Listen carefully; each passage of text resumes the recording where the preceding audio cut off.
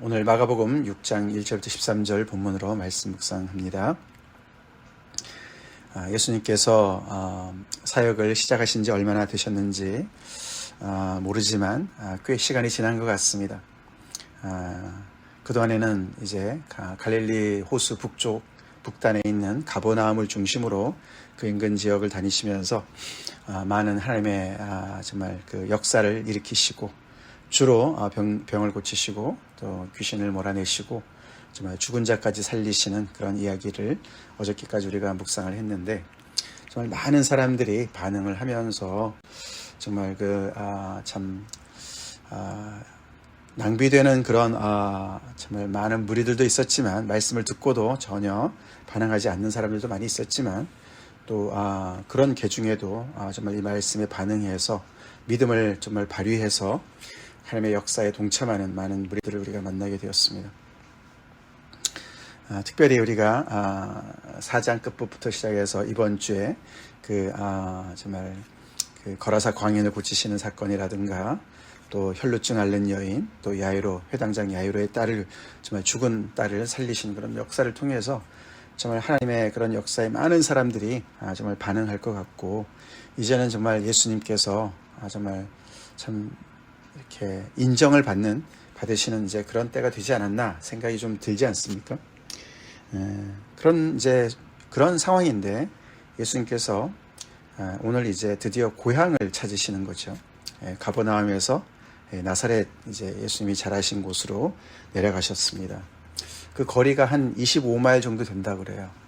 저희가 있는 우리 교회에서 그 공항까지가 한 25마일 정도 됩니다. 그 정도 거리를 이제 가신 거죠. 그러고 이제 안식일이 되어서 나사렛 회당에서 말씀을 가르치셨습니다. 거기에 사람들도 많이 이제 모여서 듣고 놀랐다 이제 얘기를 하지만, 그들이 놀란 것은 그들의 믿음으로까지 연결되지는 않습니다. 그렇죠. 너무나도 안타깝게 이 사람들은 그동안에 잠깐 정말 자리를 비웠던 이 예수를 너무나 잘 아는 사람들이었습니다. 그렇죠? 어려서부터 자랐으니까 정말 예수를 너무너무 잘 아는 그 익숙함 때문에 예수님을 정말 다르게 볼 수가 없었던 것 같습니다. 우리가 아는 그 예수가 아니냐 이거죠. 그래서 마리아의 아들 목수가 아니냐라고 얘기를 합니다. 그리고 그를 육신으로, 그렇죠? 정말 육신으로 판단을 합니다. 너의 동생들 야고보, 요셉, 유다, 시몬, 또 너희 누이도 있는데 정말 그 중에 한 사람으로 이렇게 이제 얘기를 하는 것이죠.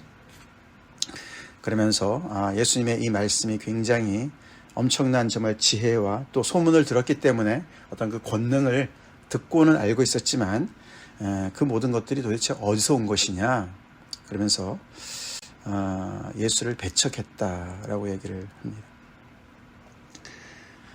예수님의 그 권세가 이들은 정말 소문을 들으면서 정말 그것을 정말 가지고 호기심을 가지고 그 예수님을 정말 새롭게 그 이야기를 들으면서 보고 경험하기를 거부했다는 것이죠.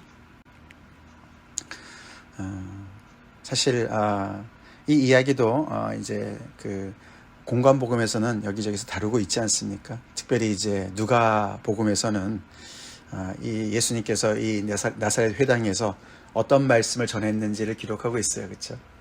조금 전에 제가 시작할 때 읽어드린 대로 예수님은 일부러 그 이사야의 글을 펴가지고 드디어 이제 주의 성령이 임하셨고, 가난한 자에게, 정말 또 포로된 자에게, 눈먼 자에게, 눌린 자에게 그렇게 정말 자유를 선포하시고 복음을 선포하시고 정말 희년의 때를 선포하시는 그런 말씀을 인용하시면서, 이것이 바로 너희 귀에 응했다라고 정말 드디어 이제 하나님의 나라가 시작이 됐고, 이제 하나님께서 정말 이런 놀라운 역사를 이루신다라고 말씀을 이제 읽으신 부분을, 이제 그것이 바로 응했다라고 얘기를 한 부분이 우리가 기억이 납니다. 거기에 이제 이들은 정면으로 이제 반대를 하는 것입니다.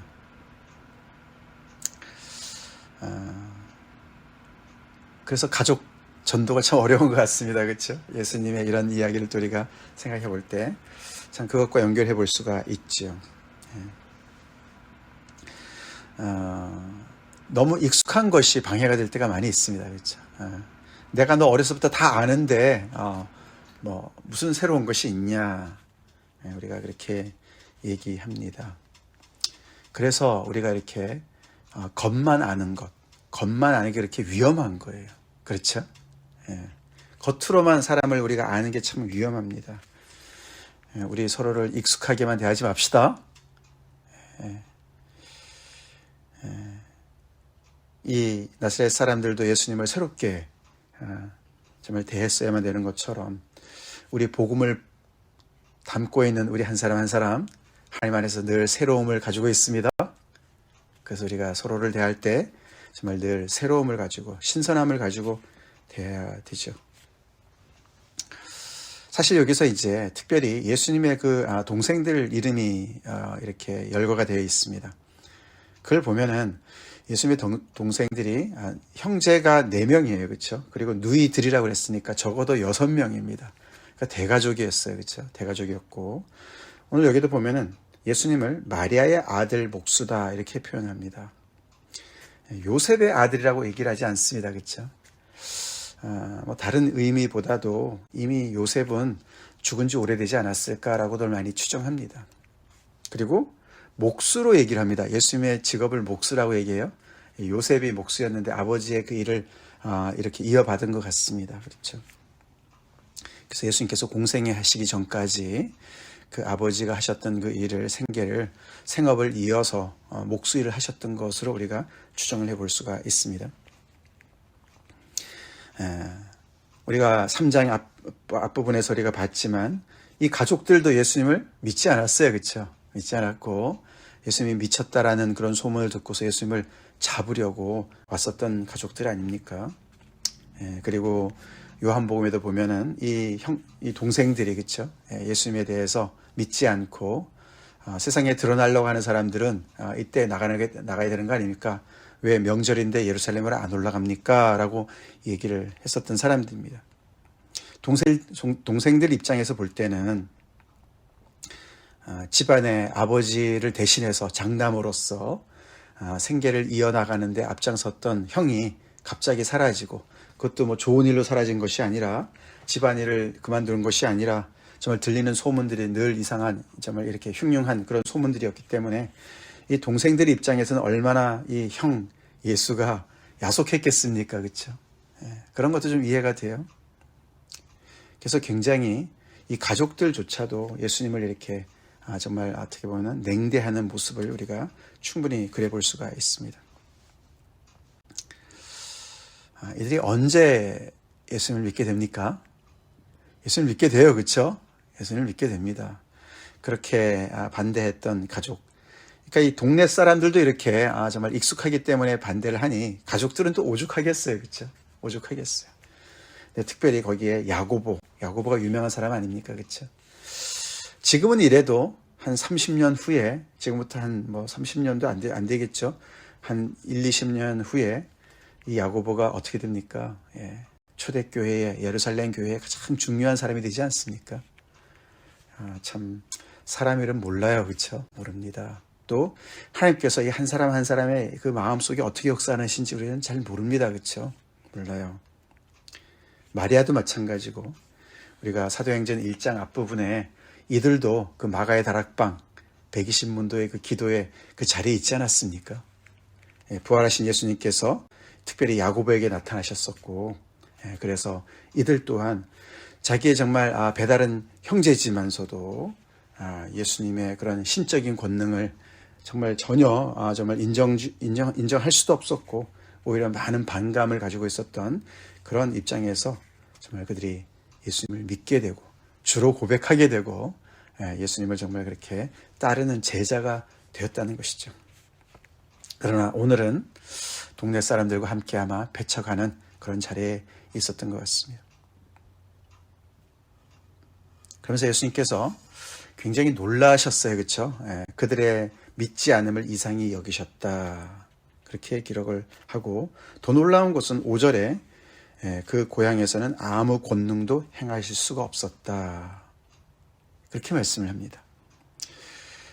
예수님의 그 놀라운 권세, 그 거라사 광인조차도 정말 그 앞에서 깨끗함을 입었고 큰 광풍도 그렇죠. 바람도 잔잔케 되었던 그런 예수님의 놀라운 권세가 이 고향 땅에서는 별로 능력을 권능을 행하지 못하셨다. 안 하셨다 그러지 않고 못하셨다 그래요. 그렇죠? 예, 그들이 이렇게 배척을 하고 믿음을 발휘하지 않기 때문에 그래서 이 마가복음은 특별히 하나님의 이 역사와 믿음을 굉장히 이렇게 가깝게 연결을 시킵니다. 예수님께서 속담을 인용하시면서 선지자가 자기 고향과 자기 친척과 자기 집 외에서는 존경을 받지 못한다. 못함이 없다. 예. 다른 데서는 존경을 받는데 이 고향 땅에서는 자기 집안에서는 존경을 받지 못한다. 근데 예수님은 그냥 선지자 이상이셨어요. 그렇죠? 예레미야도 자기 선지자 그 고향에서 이렇게 정말 냉대를 받은 것을 이제 빗대서 말씀하시는 것이죠. 예수님이 그냥 선지자가 아니셨어요. 그렇죠? 뭐 예를 들어서 뭐 요즘 말해서 그렇죠? 예. 어떤 그 신학생이 고향에 가가지고 설교하는 그 정도가 아니었습니다. 그렇죠? 그 자체도 굉장한 일이지만 예수님의 이 말씀과 역사는 굉장히 뭔가 차원이 다른 그렇죠? 그런 이야기였어요. 그러니 그 사람들이 정말 그걸 받아들이기는 쉽지는 않았을 것입니다만 결국 그것 때문에 하나님의 역사가 그 땅에서는 거의 일어나지 못하는 그런 것을 기록하고 있다는 것이죠. 그래서 예수님께서 결국은 나사렛 지역을 떠나실 수밖에 없으셨고 그 모든 다른 촌을 다니시면서 소수의 병자만 고치시고 역사를 이렇게 행하셨다라고 기록을 합니다. 예수님의 씨 뿌리는 비유가 기억납니다. 그렇죠? 예. 앞에서도 그렇죠? 너희의 헤아림으로 너희가 헤아림을 받을 것이다. 예. 이들은 예수님을 이렇게 판단해서 결국은 이렇게 예수님을 밀어냄으로 말미암아 하나님의 역사를 거의 맛보지 못했습니다. 그들의 그 판단 기준으로 결국은 그들이 그 모든 것을 그 대가를 이렇게 얻고 있음을 볼 수가 있습니다. 우리 하나님 역사에 늘 민감하게 깨어 있읍시다. 민감하게 깨어 있읍시다. 오늘날에도 똑같은 일이 벌어지지 않겠습니까? 내가 복음에 익숙하면 그만큼 우리는 하나님의 역사를 놓치고 살아가는 것밖에 안 됩니다. 그렇지 않습니까? 내가 익숙하기 때문에 믿음을 발휘하지 않게 되면 이렇게 정말 하나님의 역사가 정말 우리 안에 정말 일어날 수가 없음을 다시 한번 기억하고 우리 어저께까지 만났던 그런 많은 믿음의 사람들 우리가 그런 사람들을 본받읍시다. 야이로처럼 주님 앞에 달려가고 아멘. 혈루증 앓던 여인처럼 예수님 앞에 나가서 옷자락을 만지는 그런 믿음의 사람들이 됩시다. 그런 역사가 정말 그런 믿음을 발휘하는 자들에게 하나님의 역사가 오늘도 역사가 일어날 줄로 믿습니다. 자, 그러고 나서 이제 아마 그 일 때문인지 모르겠지만 예수님께서 이제 그 전략을 좀 바꾸시는 것 같습니다. 그렇죠? 12제자를 대신 파송하십니다. 둘씩 짝을 지어서 파송을 하십니다. 아마도 예수님은 이제 본거지인 가버나움으로 가신 것 같고 12제자를 이렇게 보내십니다. 예수님을 반대하기 때문에 어떤 그 12제자를 앞세운다 이제 그런 것보다는 또는 이제 12제자들도 예수님과 함께 지낸 시간이 꽤 많기 때문에 그렇죠. 예수님께서 처음에 그들을 부르실 때 우리가 그 4명 그렇죠. 시몬과 안드레, 야고보와 요한 그들을 부르실 때 뭐라고 말씀하셨습니까? 내가 너희를 사람을 낚는 어부가 되게 하리라 말씀하셨어요. 그렇죠? 그리고 우리가 앞에 3장에서 12제자를 부르실 때도 예수님께서 그들을 부르신 목적이 그들로 하여금 함께 있게 하시고 그죠? 또 그래서 보내시고 전도도 하게 하고 귀신도 쫓아내게끔 그렇게 하려고 그들을 부르셨다. 그렇게 말씀을 하셨는데 이제 그때가 돼서 이제 이들을 파송하시는 것 같아요. 그렇죠? 어느 정도 이제 때가 되었고 이들도 계속해서 지금까지는 본문을 이제 우리가 다 보면서 전면에 나타나진 않았지만 그런 하나님의 역사에 늘 같이 동행했던 사람들 아닙니까? 그렇죠? 그래서 그동안에 많은 하나님의 역사를 예수님을 통해서 많이 정말 이렇게 경험을 하게 되고 정말 예수님의 정말 믿음으로 나오는 사람들 앞에 하나님께서 어떤 일을 행하시나를 다 이렇게 보게 되고 체험하게 되고 예수님의 가르침을 또 계속 들었던 그런 함께 있었던 사람들이기 때문에 예수님께서 이들을 이제 파송할 때가 된 것이죠. 그래서 예수님께서 이제 그동안에 너네가 보고 배운 거 한번 가서 실습해봐. 그러려고 또 보내시는지. 이제 우리가 그렇게 생각해 볼 수 있지만 사실 그 이상입니다. 예수님은 이제 이런 점점 더 믿음 앞에 나오는 사람들도 있지만 반대하는, 그를 배척하는 그런 세력들도 점점 커지는 걸 보시는 것이고, 그러면서 더욱더 이제 하나님의 때가 가까이 오는 것을 알 수가 있는 것이죠. 그렇죠? 그때는 뭐죠? 우리가 요한복음에서 배운 때 예수님께서 십자가에 달리실 때를 보시는 거예요. 그래서 시간이 얼마 없음을 아시는 거예요. 그렇기 때문에 12제자를 보내셔서 동네 구석구석 다니면서 이 정말 회개하라는 메시지를 전파하도록 하시는 겁니다. 이 일로 인해서 결국은 이제 우리가 내일 본문인, 우리가 토요일 본문이라서 제가 또 전하지는 못하지만 그 헤롯 왕, 헤롯 안티파스의 그런 정말 그런 민감한 반응을 이제 그렇게 보게 되지 않습니까? 그러면서 점점 더 예수님의 이 사역이 정말 이렇게 점점 더 그 지역 일대를 점점 더 이렇게 소문이 퍼지면서 이제 왕도 알게 되고 그 소문을 더욱더 듣게 되고 종교 지도자들도 물론이고 앞에서 벌써 예루살렘에서 사람을 보내지 않았습니까? 그렇죠? 그래서 점점 더 이제 이 상황이 이렇게 점점 더 이렇게 첨예하게 이제 대립되는 그런 상황이 되어가고 있습니다. 거기에 이제 12제자를 파송하는 것이 굉장히 어떤 가속화시키는 것을 볼 수가 있는 것이죠.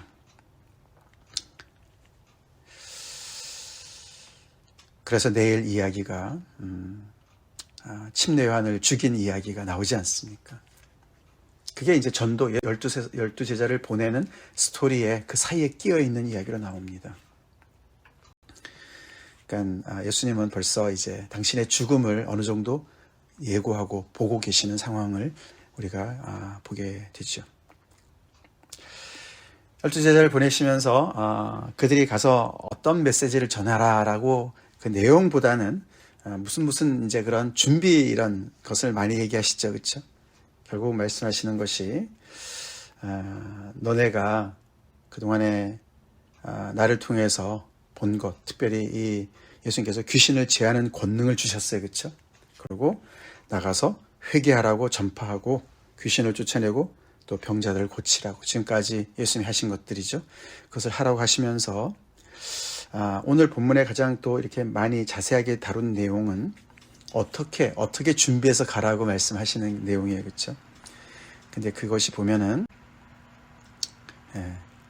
간편하게 가라고 말씀하시는 거 그렇죠? 간편하게 이것저것 정말 뭐 싸가지고 배낭에다가 막 잔뜩 챙겨가지고 가지 말라고 얘기하시죠.